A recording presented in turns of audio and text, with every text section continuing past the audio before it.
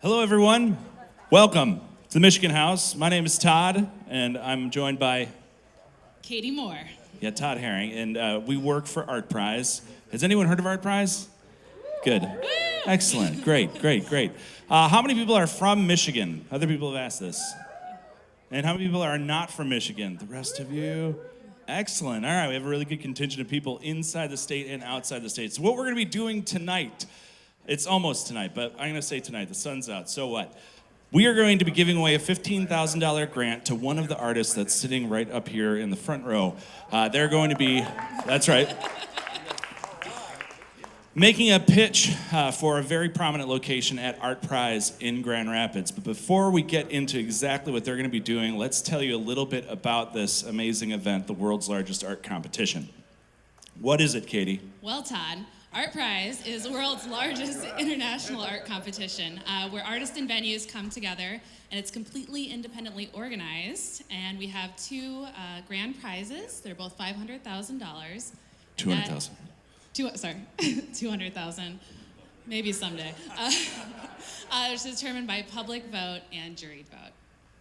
That's right. And what this has done, having an open call, independently organized event, it's decentralized in nature. It's been explosive. The amount of artists and venues that have turned out when you've empowered everyone to do that work. And just this last year, we had 1,512 artists from 47 countries around the world. 42 states showed up. 179 venues participated in the event to host all those artists. And that massive exhibition drew a total of more than 500,000 visits into a city of 200,000 people. Of those people, 45,000 of them downloaded our mobile app to cast 385,000 votes. And they were joined by 8 expert jurors to give away $500,000 in prizes, delivered equally by expert vote and public vote alike. Some of the principles of ArtPrize are important to understand to help us have the right information to understand what we're going to be doing here tonight. Yes. So the first one is anyone can be an artist. So in any medium, whatever you're doing, you can enter ArtPrize and find a venue.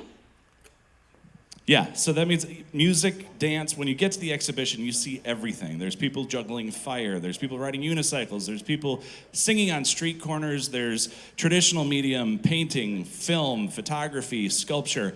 Every medium is at ArtPrize. So to do that, we need a variety of venues that can host it. And so we have hundreds of possible venues, from auto body shops, museums, galleries, hotels, bars, the sky, the river. Yep, the river. A tree.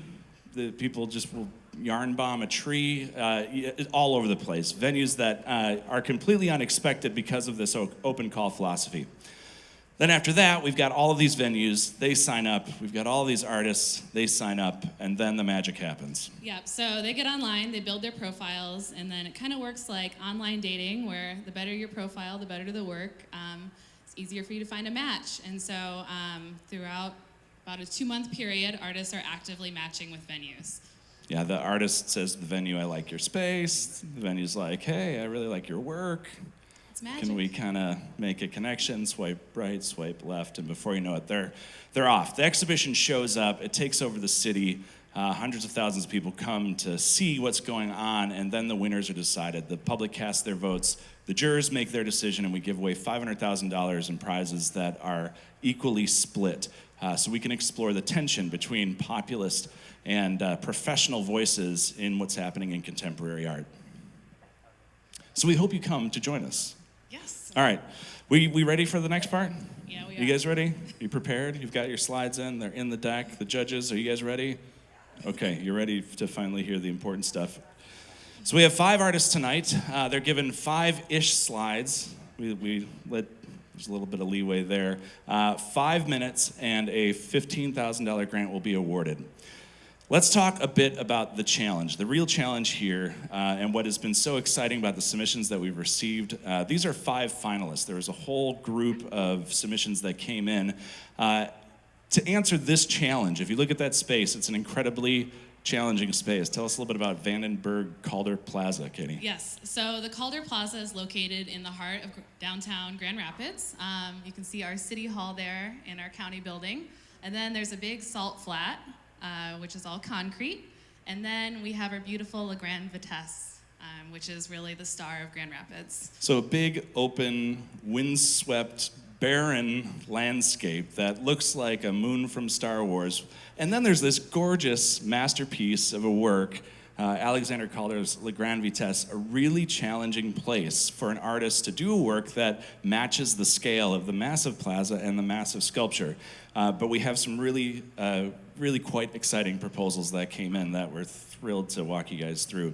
Here's a couple more pictures of it. Here's some pieces that were on Calder Plaza in previous years. Yeah, so this is last year's piece, which is everything that's happening right here. It was by Justin Legolas and Hiba Abdallah. And then the year before that, we had DeWitt Godfrey, and he did this really fun piece. Scale-wise, kind of came close getting up with the Calder, and then you could go inside of it, and some great selfie moments took place there. Yeah, lots, very, very Instagrammable one. Both pieces successful in their own way, but I think we're going to see some things here tonight that are going to change the game of what can happen on Calder Plaza there. Let's introduce our judges. Oh, actually, more than that, there's the $15,000 grant that we're giving away tonight, but ArtPrize gives away $300,000 in grants every year. A large portion of that goes directly to artists. So we hope that all of you will participate at ArtPrize this year. There are featured public projects that are grants almost at the level as the $15,000 grant we're giving away tonight. We have $2,500 seed grants, and you can find more information about all the opportunities for artists at artprize.org/forartists. All right. Let's start with the judges. First up, we have Veronica Roberts, curator of the modern and contemporary art at the Blanton Museum of Art at the University of Texas at Austin. Veronica, want to say hi? Let's hear it for Veronica. There she is. Some Texas representation. Cezanne Charles for some Michigan representation, director of creative industries for Creative Many Michigan. Thanks, Cezanne, for being here. Jamie Bennett, executive director of Art Place America. Amazing. Thank you so much for taking the time to be here today, Jamie. Kim Cook, our Burning Man friend, director of art and civic engagement at Burning Man. Kim. And lastly, our very own director of exhibitions, Mr. Kevin Beist. You know him. You know him, you love him. We're excited to see what you have to say. And now what we all came for. Let's introduce the artists. So we had a lot of great submissions, but these 5 artists are amazing, or 6. We have a collaborative. We're so excited to have them here. You'll hear a little bit more about their work, but definitely keep following them and go ahead and introduce them. I'll say a little bit about each one when I call them up, but Eleni Rasheed Akandia, Autumn Awalt, and Dharmesh Patel, Charles Gadikin, Gustavo Prado, and Ryan Swanson. Thank you guys for being here. Now, before you call up our first artist, I do have to say, so I'm going to be timing you guys, and you're not going to win a jet ski if you have the shortest. What? No jet ski. Thank you for giving me that joke. And thank you to all of you who actually laughed at it. But I'm going to be timing you. I'll give you a 1-minute cue. If you keep going past when the timer runs out, I start out friendly, and then I escalate from there until we go on to the next artist. All right, without further ado, let's get going. Let's do this. All right, so first up, we have Eleni Rasheed Akandia, jack of all trades, performance, installation, from here in Austin, Texas. So come on up.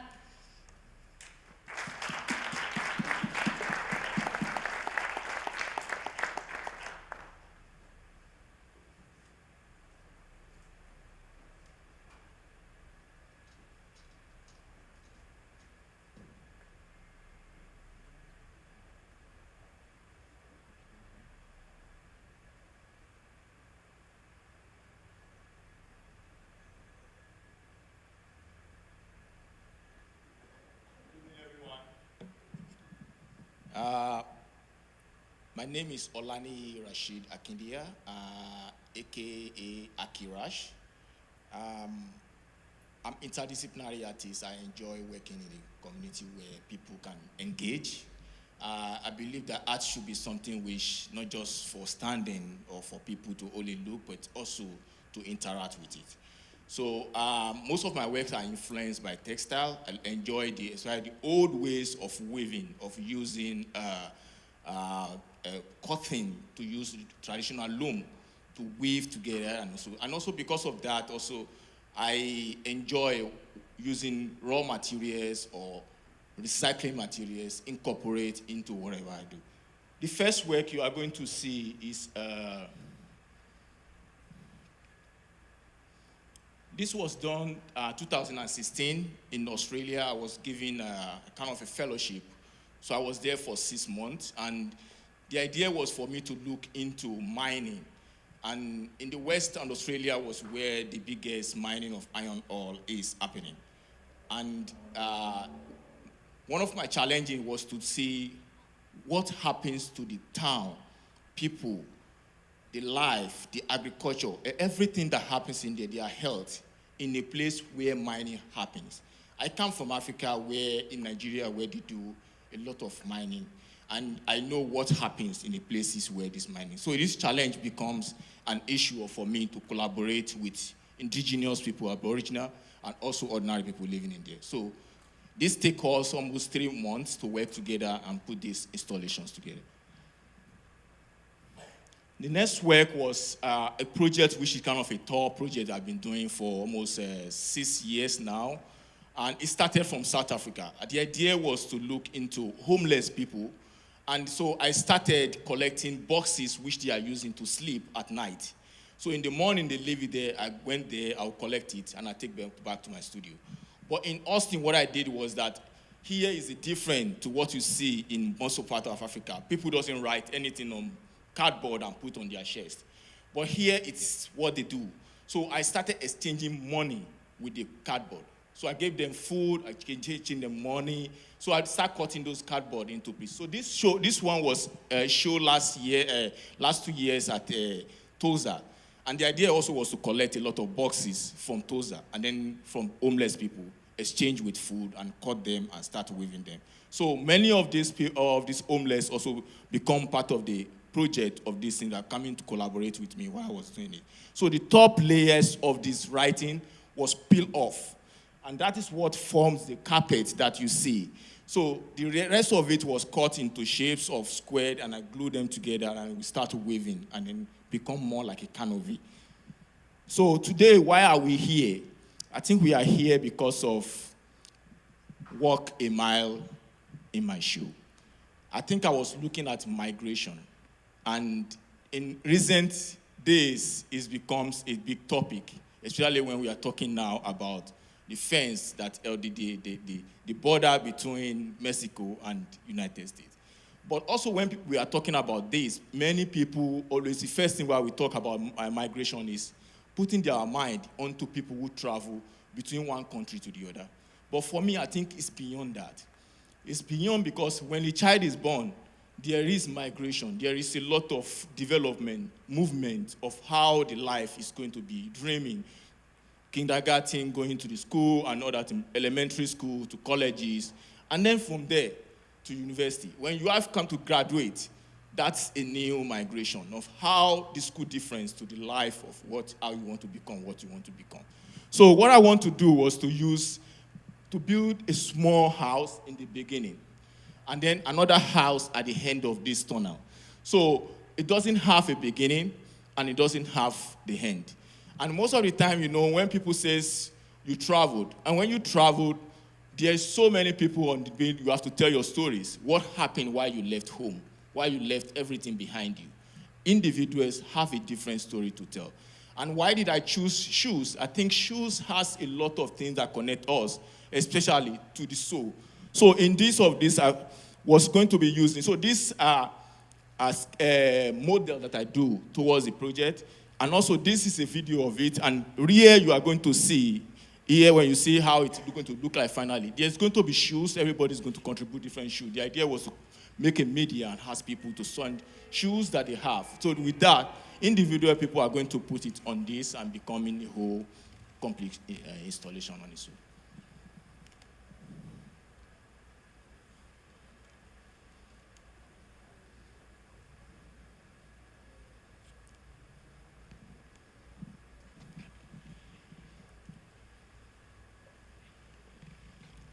So I would say is, walk a mile in my shoe.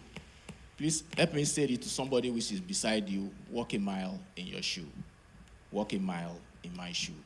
Walk a mile in my shoe. Thank you. Thank you.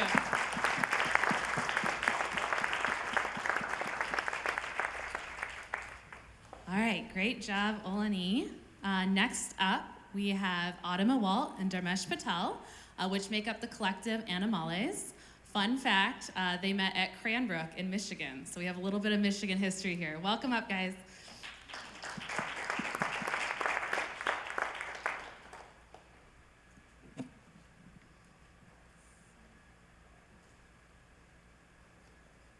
Hi, everybody. Thank you so much for coming out. It's really nice to be back in Austin. So just a little background. 2 years ago, I was sitting in our bedroom. I was pregnant and trying to think of a project for the Austin Art and Public Places Tempo program that funds temporary projects. And I didn't know what to do. I was totally stressing out and staring off into space, and I saw these rainbows projected on the wall from these crystals I had sitting in the windowsill. And in that moment, I just thought, if I could just be in the rainbow, be in that space, everything would be okay. I wanted to get into the rainbow, and as you know, you can't chase a rainbow. Like, first you have to find a rainbow, be lucky enough to see the rainbow, and then you have to chase it, and it's going to elude you because physics. So, but I did think, oh, I can actually create something with like thousands of rainbows or thousands of crystals to project rainbows. And then I can get into that space and absorb that energy. And then when my baby's born, I can get there with him and he can absorb it and we'll be all blissed out and happy.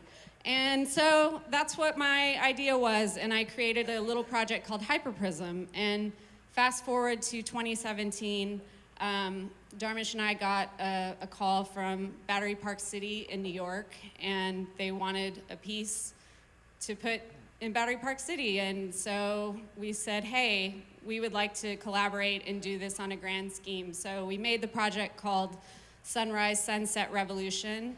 And the title refers to the Earth revolving around the sun, and the piece relies on natural light from the sun. And so when the sun is up, you get light if there are no clouds. When the sun is down, it has a nighttime effect from the ambient light, from the street lights. So it's a more subtle effect, but still very beautiful. And so we installed that, and I'm gonna show you some pictures. These are pictures of people in the rainbows projected that we found from Instagram. Children love it, adults love it. That was what I was trying to achieve, is to be able to be in that space, in this carpet of rainbows. Another thing that the sculpture does, it creates kaleidoscopes through each of the prisms. So if you look through the prisms or the crystals, you get this kaleidoscope effect, and little children really love this, but adults too. And let's see. This is a nighttime effect, more subtle. And I'm gonna try to get to the video. Let's see, okay.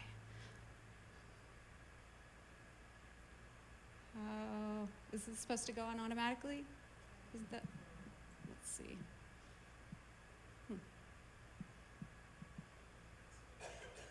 Up, back, sorry. Okay, oh, maybe I can turn this noise down, sorry. So, this is a video of what it looks like moving through the space. And this is actually my favorite part because it's kind of an analog interactive light machine that responds to the movement of the viewer. And it really requires that the viewer be engaged with the sculpture. It's not a piece that you go and you take a picture and you Instagram and then you just post it and forget about it, because video doesn't capture the quality of light, or a photograph. Neither one will capture the quality of light that your eye records. Like, your eye is the best thing to see anything with. So it's really you know, this piece takes you out of your mind and puts you in your body and requires you to use your senses that you're given, to have an experience, not to just like click it and walk by and go on. And even you can do that, but that's not what it's about. It's about interrupting the space and making you present, to have a moment and just be in the moment, which we don't do anymore because we're on our phones and we're just going through our day. So that's really what we try to do. We try to make spaces that are animated, that are alive, that make people feel alive. So the ArtPrize would allow us to move the piece from New York to Grand Rapids, and we would just love to share it with everybody. So thank you very much.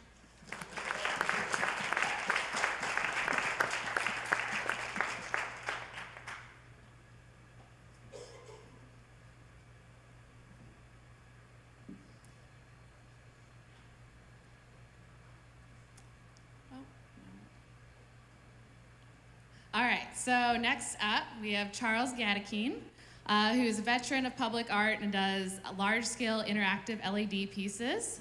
Welcome up, Charles.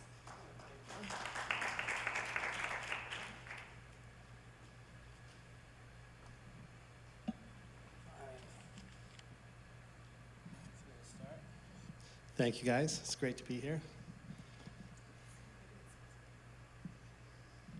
Oh, there we go.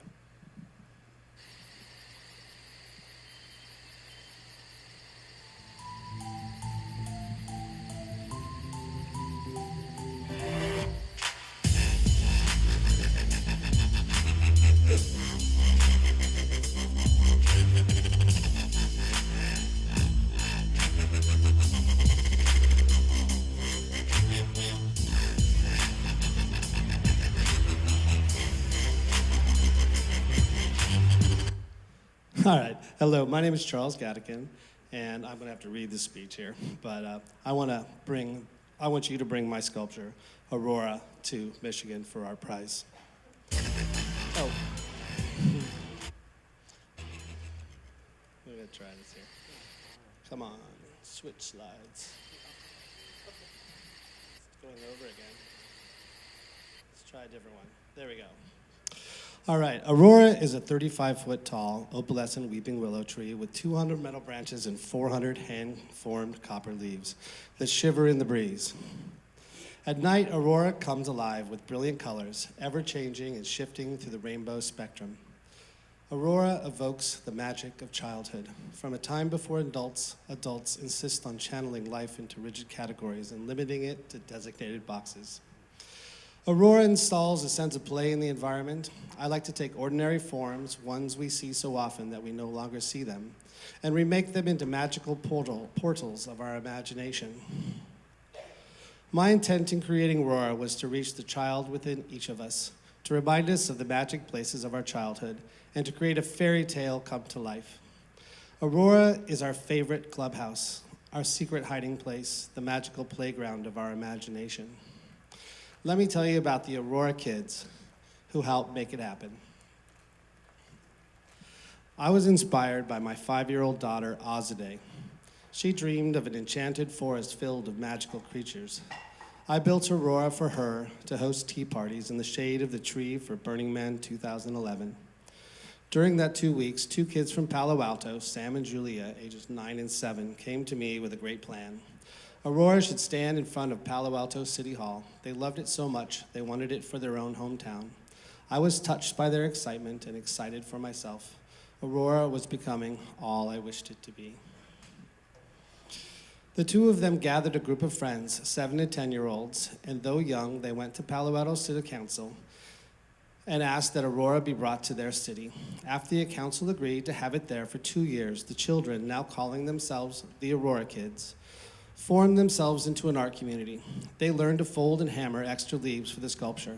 They loved it. It was hard and noisy and fun, and they taught others to do it. I'm sorry. Both adults and children. Sam and Julia, now 15 and 13, are still involved in my art as technical support for another big permanent sculpture in Palo Alto. Aurora touched something in them that changed their lives and mine forever.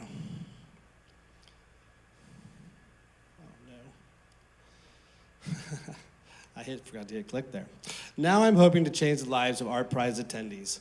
Aurora is a wonderful piece of art, not only because of its beauty, but also because of its interactivity. A plaque will direct visitors with smartphones to a website through which they become part of the art, controlling the colors and the patterns of the LED branches in the tree, as shown here. Everyone makes his or her own magic, engaging his or her own imagination, and collaborating with others to create a community art experience on the plaza. For ArtPrize, I want to make a new element, a shallow reflecting pool around the base of Aurora. The pool will reflect both the art and the people viewing it, doubling the visual experience and adding to the otherworldliness, turning Aurora into a real-life wishing tree. The surface will ripple in the wind while the leaves shiver, creating a joyful movement on the stark concrete of Calder Plaza. I've designed, fabricated, and installed many other large-scale works of art for Burning Man, Coachella, Electric Daisy Carnival, in the cities of Palo Alto, San Francisco, LA, plus Canada, South Africa, Holland, and Australia. So bring Aurora to ArtPrize by reaching for the potential in every person for unexpected magic.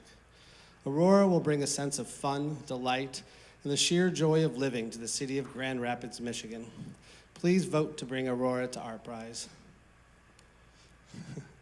Thank you very much.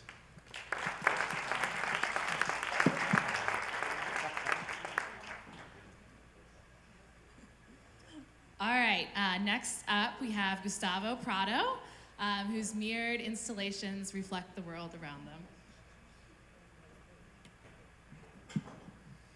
Thank you, ArtPrize, for inviting me over. Thank you to all the people that are watching and came here today. So I'm just gonna start by trying to talk about two very simple and yet very rich ideas, right? One is this notion of asombro, astonishment, that I think that comes from a sense of being familiar to something, to either your own image, to a space, and to a material. So I think part of our tasks as artists is to try to present a new look, a new way of seeing where a piece is placed, yourself through the experience of the piece, but also a material that was available to you or to anyone else all along, and that by association, by combination, you get to transform, you get to change the expectations that you have about that material. I think that that's certainly the task of a sculptor. And that's part of what I think I learned from Calder. So I'm so grateful to this opportunity to relate with that piece in particular, because there's such a strong sculptural lesson there. So the other notion that I think influenced what I'm about to show you is this idea of a stream, right? This word that keeps coming up. And it's so wonderful to be able to learn a new language, because you get to learn all the associations with different words and the ways that people use it. So when I saw this space and saw the ways also, and noticed the ways also with which people have been relating with my own work, I felt that that was a very compelling work to use as a title for what I'm want to do at Calder Plaza, which is this sense of like crossing, like Heraclitus said, right? Like when you cross a river and you're not the same once you crossed it, after you crossed it, and the river is also not the same.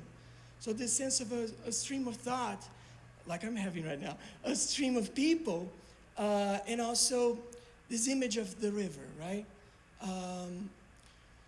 So in terms of like the sculptural strategy that I'm bringing for the project, I had the opportunity to do a similar piece to what I'm about to show, which is still on at the Botanical Garden in Rio. And because of the scale of these huge palm trees that are placed there for centuries now, I knew that I couldn't compete with that. Although I had reached like a really substantial scale at the Coachella project.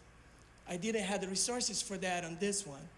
So my thinking was, how do I use that height and that scale to my advantage and create a different perspective of the space that hasn't been seen before? Very rarely you get to walk on the botanical garden going like this, right? So why not invert the most rich aspect of that landscape to the advantage of the viewer, right? So that was this inverted path of trying to bring the palm trees into the ground. Also, because I didn't have the team or the resources, I found that it was interesting to use this Walter de Maria or Carl Andre strategy of finding a very simple element and repeating it and creating and reinforcing the effect through that repetition, right? So I have 1 minute left. I think that this also, I think, relates with the idea of string, which is this sense that you can experience a piece through the experiences of others through social media and how streaming and selfies have been used. So this is certainly an expectation that I have for this project, right? So I remember Tilted Arc from Sarah and this sense of dividing a space and what does that provoke to the space, right? And thought about the people that would come visit this plaza and also the people that have to come through it every day, and how can I make their experience every day more rich and complex. So the attempt here is to achieve a large sense of scale and experience, again through the repetition of the same element, but using to my advantage the beautiful color and richness of the Calder piece, and pay homage to this amazing sculptor, and maybe get to offer to whoever crossed the plaza a new experience of it and of Calder's piece. Thank you so much. Thank you. Good luck to us all. All right, so we're at our final pitch now. We have Ryan Swanson, who is part of the collective Urban Conga, who creates interactive works to break down social barriers. Come on up.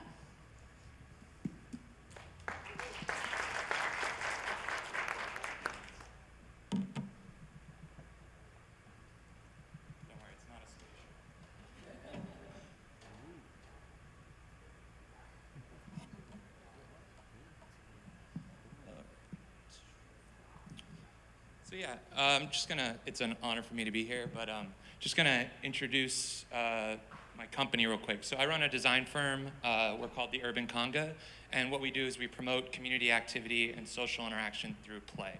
And how we achieve that is by creating these interactive installations and environments that really focus on sparking creativity, exploration, and free choice learning into a space. So I come from an architecture background, and when I was studying architecture, I was really interested in kind of less about building these big scaled spaces and more interested in how can I create something that connects people within the public realm. Our firm operates off this basic quote by Plato: you can discover more about a person in an hour of play than a year of conversation. So through all of our work, we try to look at how can we create this moment of play to bring people together. If you think about the way our society lives nowadays, we judge a person off, how many Instagram likes they have, or, their Twitter following, or how they look on social media. And we're not physically connecting with people anymore. We're kind of disengaged, and public spaces have a tendency of dying because of that. So how do we bring this life back and kind of create this moment of interaction and through a playful manner? And when I say play, we're not talking about developing playgrounds, but creating these opportunities for people to connect. Through some of our work, seeing how a homeless man can connect with a middle-class family through a game of ping pong, right? Really kind of sparking that idea of conversation. So through this piece, through this ArtPrize opportunity, we wanted to bring kind of this same idea from our work into this temporary kind of installation. So through this piece called Oscillation, so using sight, sound, and touch to bring people together. So really looking at how can we create a piece, that can really create that connection within the space, really begin to activate it through this idea of play and engagement and interaction. And when you think about the idea of oscillation, right, it's this idea of a routine. It's something that's kind of going back and forth. And that's what we want to break. We want to break that kind of daily routine of how people kind of go through their lives and go to something and kind of get back in their car and leave, really create this connection along the way through this work. So the idea is that we want to create these kind of what we term as these energy hubs, these hubs of energy that are kind of emerging from the ground in this crystal-like form that take this kind of beautiful imagery, but also create this kind of engagement and playful interaction. And that's why I have this weird kind of element up here. And the idea is that we're going to create these kind of giant theremins. So creating this kind of engagement with, without physically having to touch something, but kind of creating this moment of interaction. So we would take this kind of basic technology of a theremin, which is essentially an oscillator that when it's putting off kind of an electromagnetic current, that when you engage with that, it's kind of breaking this frequency and can change the frequency. And I'll show a quick example of that here. Let's see. So as you kind of get closer to this thing, so it creates this moment of play that you can interact with the frequency and really begin to engage with other people in that space. So we see these kind of giant pieces being this cool kind of theremin pieces that can come up, kind of people start doing different dance moves, and it can really kind of create this connection in the space and get people physically engaging with one another through that.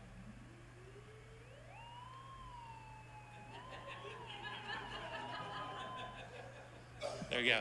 And so, with that technology, we want to kind of create, how we would do that was kind of inside breaking down these simple theremins that already pre-exist. This technology is already there, and kind of creating within this form that can be a giant kind of oscillator that people can engage with that frequency. And the frequencies can change to be different notes and different tones as well. We also want to look at this piece as also a visual piece that will be sitting there and not just engaging, but for people to look at from far distance and see the people interacting with it. And we would use kind of this diachroic film, which inside the piece that would kind of back this high density plastic that would begin to kind of create these kind of castings of shadows along the ground through the daylight, and then at night illuminate from the inside, kind of creating these different kind of color tones as you walk around the piece will change in color and form. So not only through our work, we want to use our design and kind of background to really create these kind of interesting forms in these moments, but to keep people there through that interaction and that playful moment and that playfulness through that. So that's about it. Thank you. All right. Thank you, Ryan. So this is the time where our judges have the opportunity to ask artists questions. So if I can invite the artists back up, kind of stand along the front here. And let's hear it for all the artists one more time.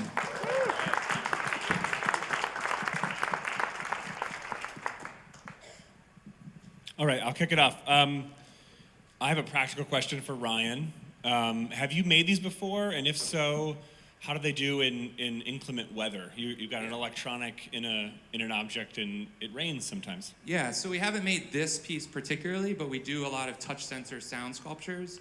And most of our pieces that we do are permanent installations within the public realm. So that's something we definitely focus on, is how can we encapsulate this and make sure the electronics are enclosed, and dealing with that. A recent project we just did in New Orleans, we had to kind of create this sound sensor that had to deal with humidity and things of that sort.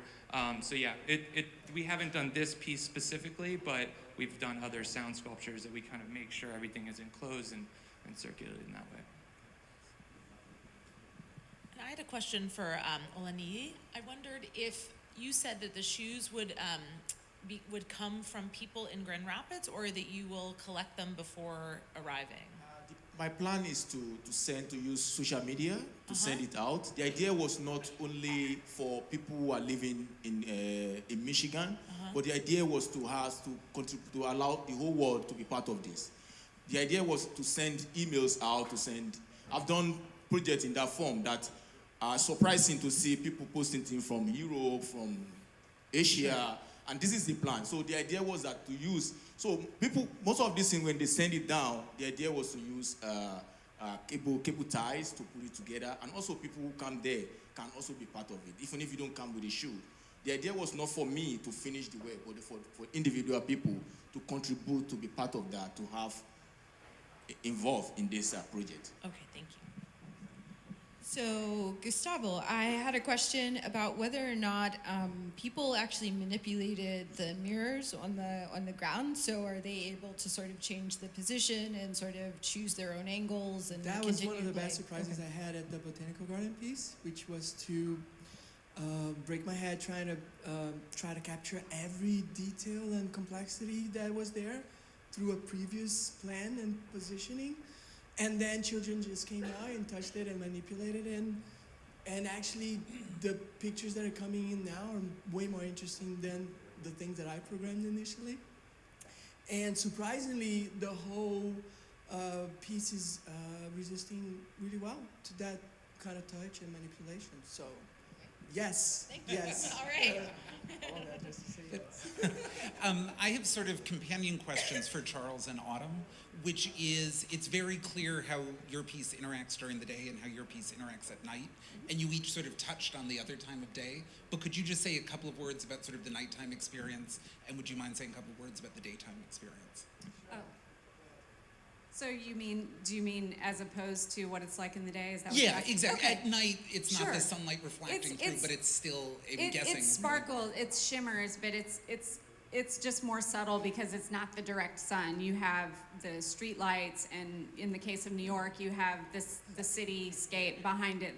So it's on both ends, actually, whereas during the daytime, the sculptures are positioned to face the south. So when the sun goes from east to west, it's always getting, if there are no clouds, it's always getting exposure. So at nighttime, it's guaranteed to sparkle, whereas the daytime, it relies more upon the sun. So. And I don't know, Aurora has 4,000 copper leaves on it that are all kinetic and they're all moving slightly in the breeze. And it's really quite beautiful. And I also think combined with the reflecting pool is going to be really stunning during the day, kind of generating all these reflections. And the whole sculpture itself is just kind of beautiful to look at. It's like a beautiful tree. It's all painted in opalescent paints that are very reactive during the day and kind of come alive. Thank you. Yeah. I'm thinking in the interest of fairness that each artist has had a chance to answer a single question, so maybe I'll pass. Okay, but thank you everybody very much.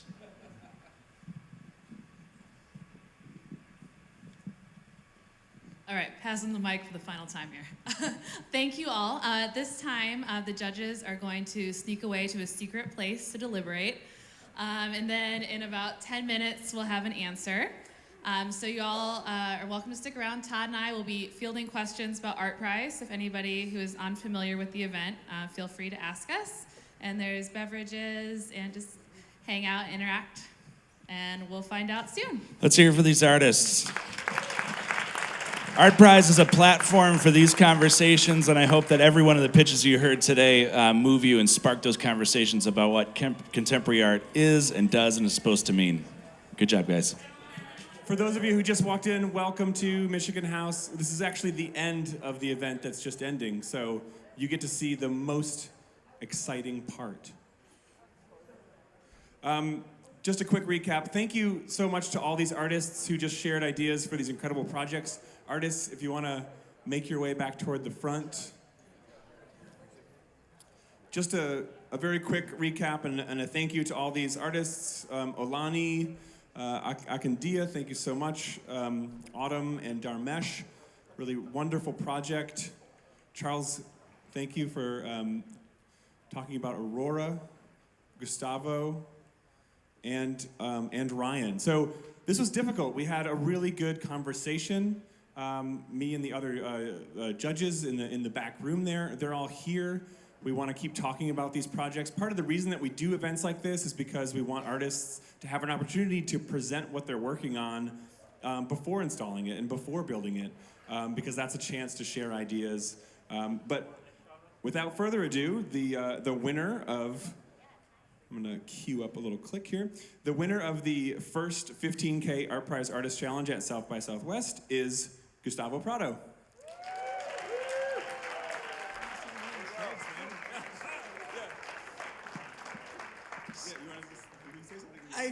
just want to say thank you. Thanks so much for this opportunity. Looking forward to arriving in Michigan and start working.